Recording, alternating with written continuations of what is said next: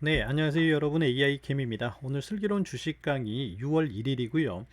투자 에너빌리티 관련해 가지고 시황 분석해 드리면서 개인 이탈 물량이 나올 수 있는 시세대를 외인들이 알고 있었어요. 그럼에도 불구하고 외인들이 31일 날 매수하면서 들어왔습니다. 시세가 올라가게 만들었어요.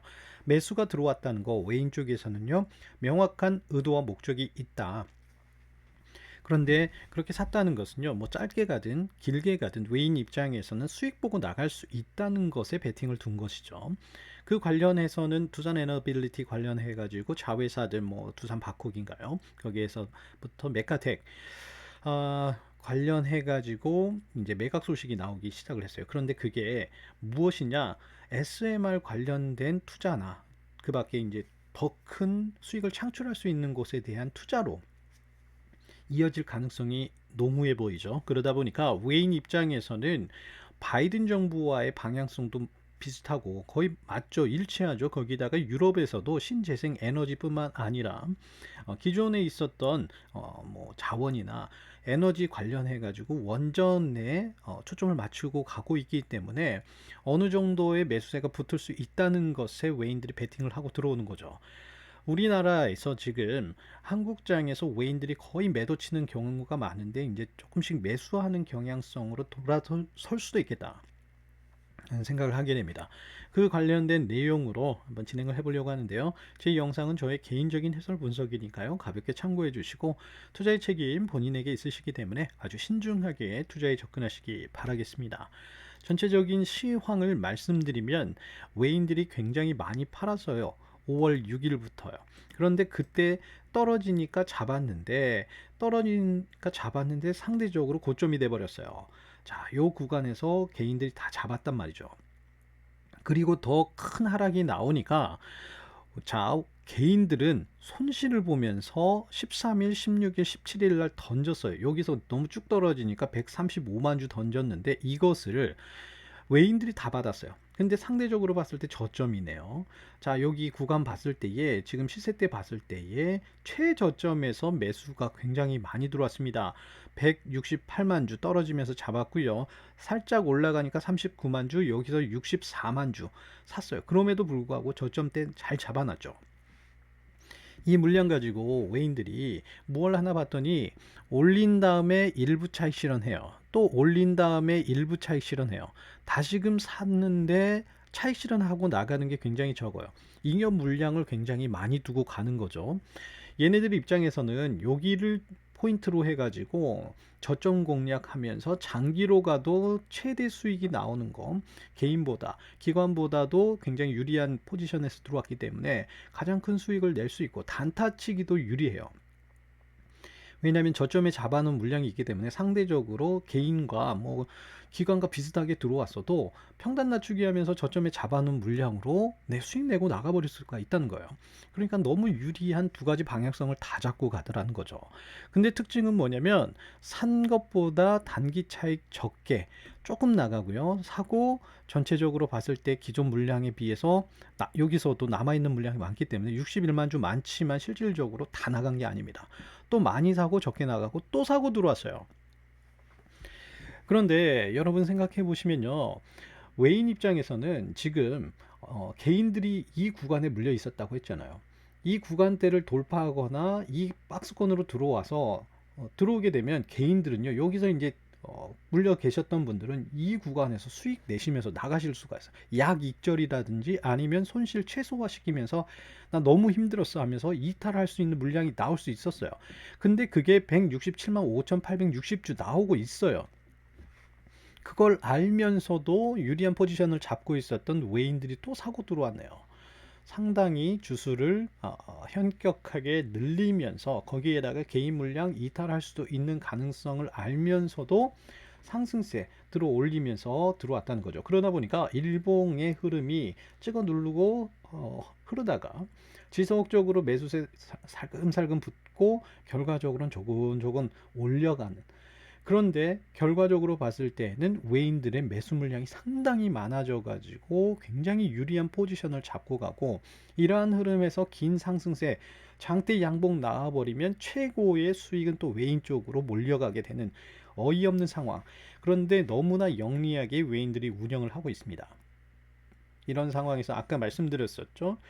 뭐 SMR 관련된 두산 에너빌리티의 방향성이나 발전 가능성이 너무 농후해요.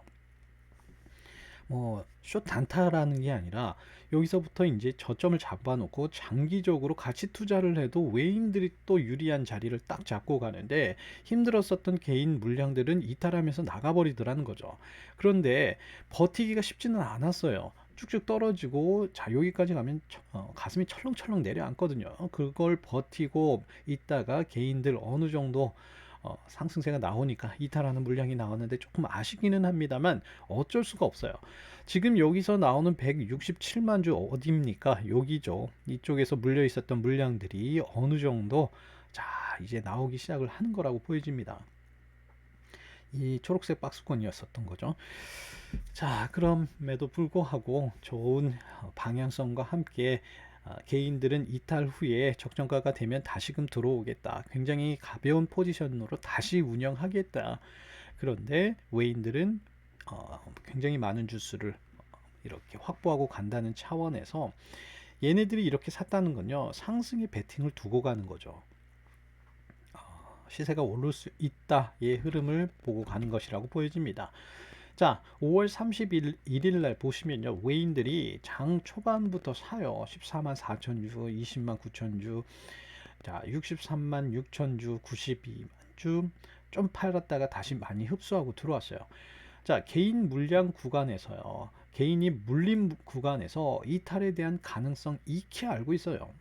자, 이 퍼센테이지 2.47 올랐지만 이거 올라도 물려 있었던 개인 이탈할 수 있는 가능성이 있음에도 불구하고 외인이 매수하면서 시세를 들어 올렸다는 것은 아까 다시 말씀드리지만 외인 입장에서는 수익 낼 수 있다는 겁니다.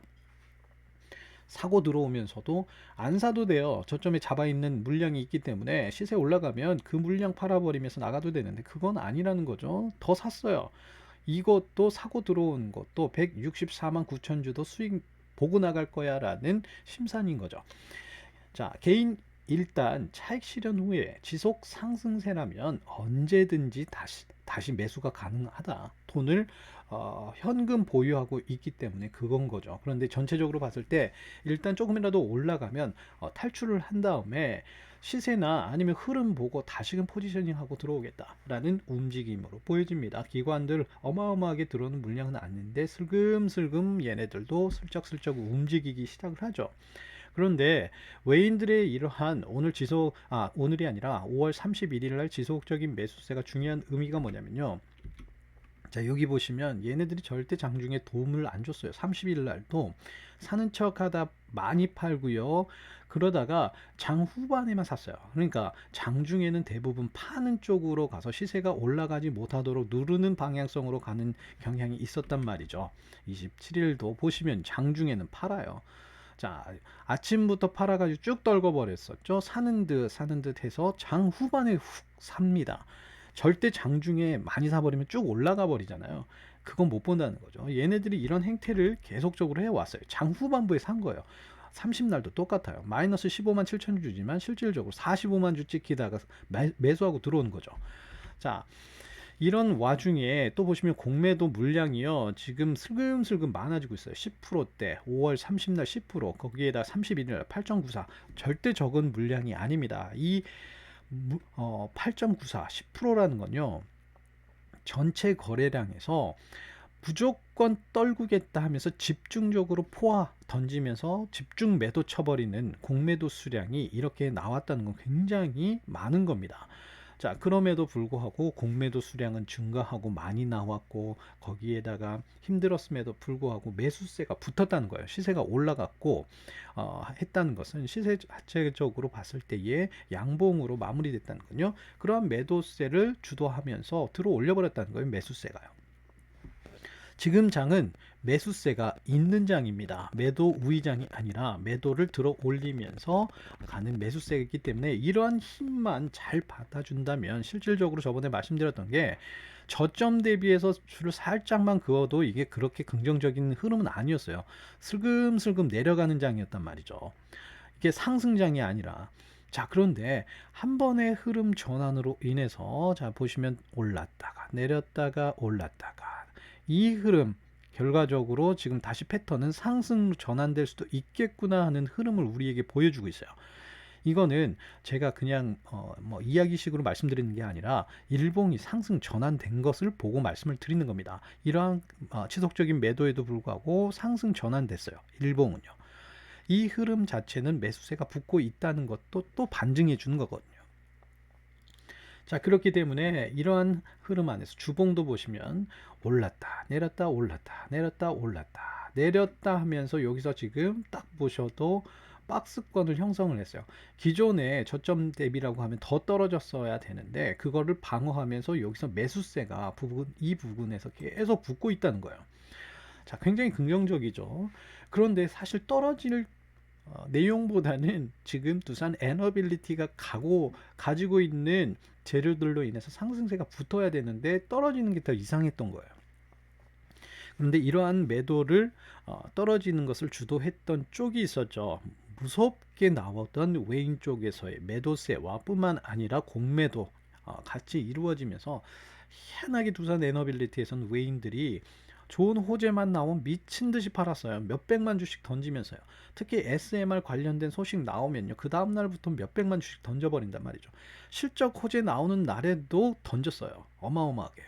뭐 단기 차익 노리면서 나간 거 아니냐 그러실 수도 있는데, 자, 뭐 두산 에너빌리티에서 SMR 관련된 소식 뭐 작년 같은 경우에요. 딱 소식이 났는데 시작하자마자 수백만 줄 던져버렸어요. 양봉된 적이 없어요. 그런데 시세가 떨어지는 와중이었기 때문에 최근에 들어왔던 물량으로 수익 낼 수 있는 자리도 아니었는데도 시작부터 수백만 줄 던져버렸어요. 170만 주가 더 던져버렸었죠.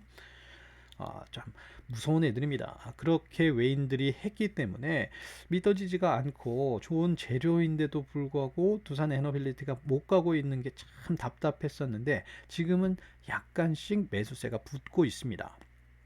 그래서 이제 내일부터의 흐름 자체에서도 이러한 흐름을 타가지고 실질적으로 매수하고 있는 물량을 던지더라도 개인 쪽에서의 매수세가 붙으면서 두산 에너빌리티가 상승세로 갈 수 있는 여력 제공하면서 그러한 내용들과 함께 가야 되겠는데요.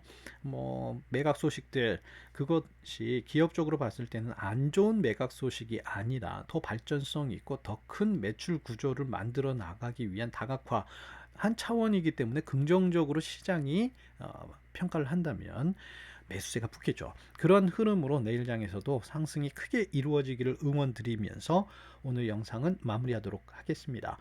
내일 힘내시기 바랍니다. 화이팅 드리겠습니다. 감사합니다.